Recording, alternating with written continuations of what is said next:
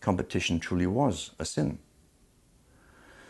And the cartels have been formed ever since, have become much bigger, more powerful cartels which can literally command governments, sometimes to go to war on their behalf, have occurred.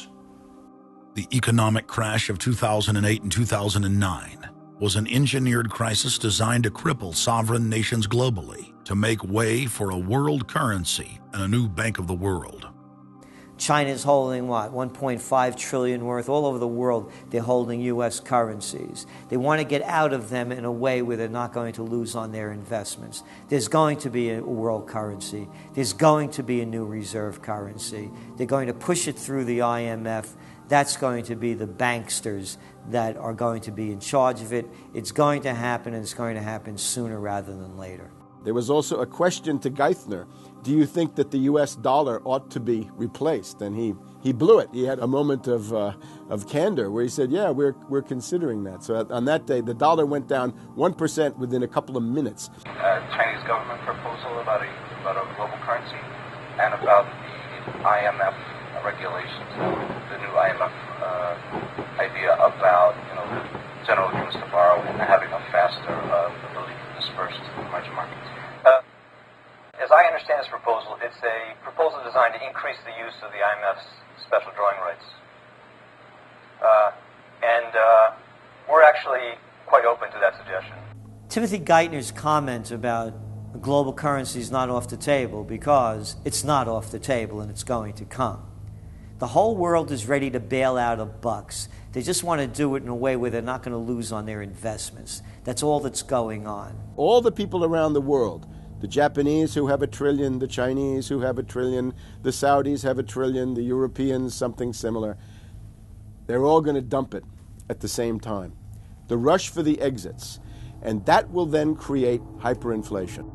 When America finishes supplying the manpower and the military for standardization of the world into the one system, and they want a secular world society with a hint of greening and Gaia worship for sustainability reasons. America, as they're finishing off this agenda, they'll be pulling the rug from underneath Americans at home at the same time towards the latter stages. When the dollar starts to slide, and this was always the nightmare of Paul Adolph Volcker, who is now sitting in the Obama White House, once the dollar starts to go, there's nothing to stop it.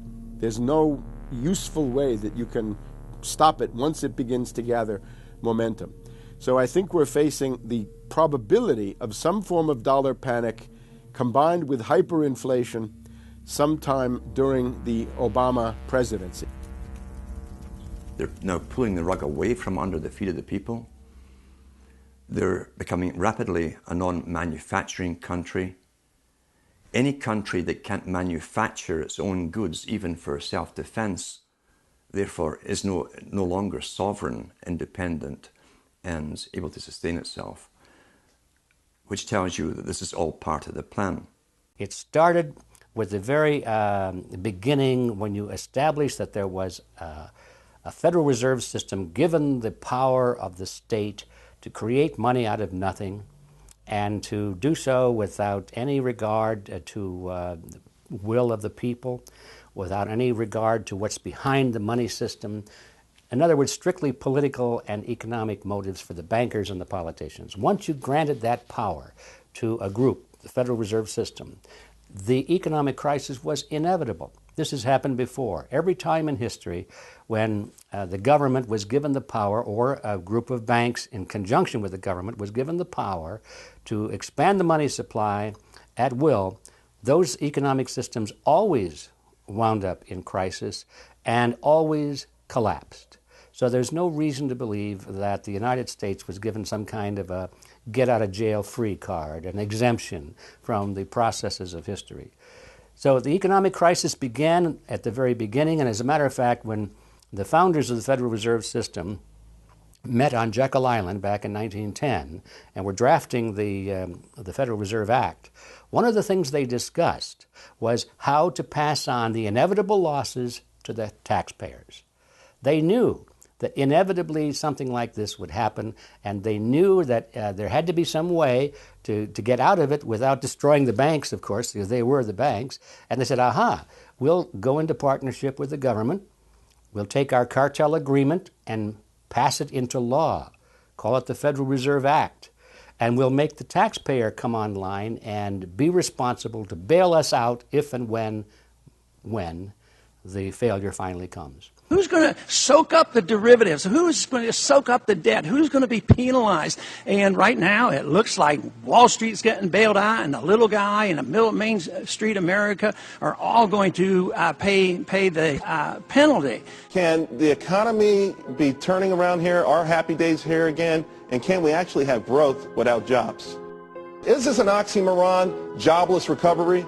We're going into the greatest depression. There will be no job growth. Unemployment will continue to escalate.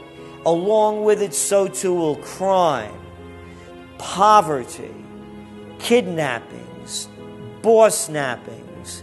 And the more things spin out of control, the harder the hammer is going to come down by the federal government to keep everyone in control. Power is much, much more important to them than money is. Money is only a way to the means. Power is the end result. The elite's main goal is to destroy national sovereignty and individual independence. To consolidate their grip on power, the banksters create artificial debt bubbles that are mathematically impossible to pay back. These are those sinister, toxic assets, the complex financial instruments that they talk about but never really name. They're paper based on paper. They're credit default swaps, collateralized debt obligations, mortgage-backed securities, asset-backed securities, structured investment vehicles, auction rate securities, and so on down the line. It's an immense mass of cancerous, fictitious, speculative paper, bloated in value, impossible to bail out. Triage the derivatives on their books. There's no way to bail out a $1.5 quadrillion black hole of derivatives, but nevertheless they tried. The Wall Street cronies are crooks. If you leave the vault to the bank open, these people are going to help themselves. The job of the government is to make sure there's somebody there to make sure the vault is closed, and very few people have the combination.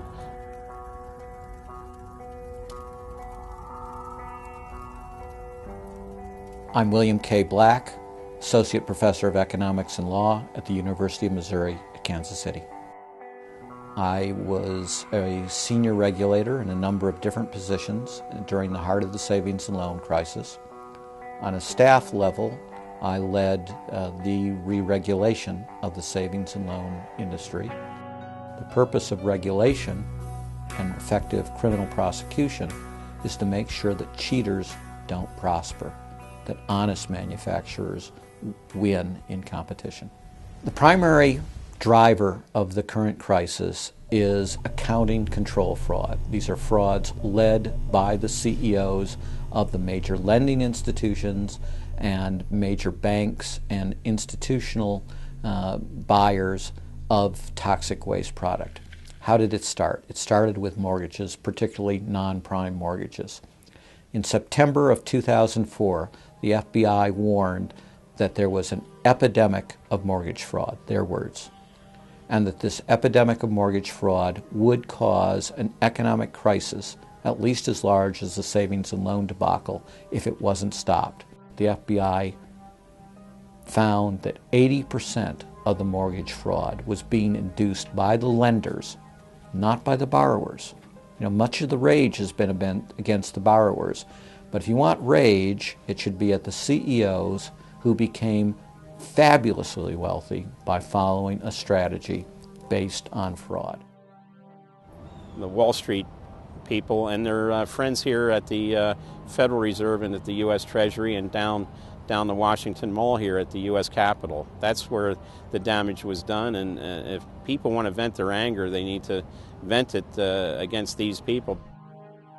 Between the Bush-Paulson administration and the Obama, Summers, Geithner, Volcker administration, there's really a total continuity of economic and financial policy. Geithner was on board at the Fed, the New York Fed.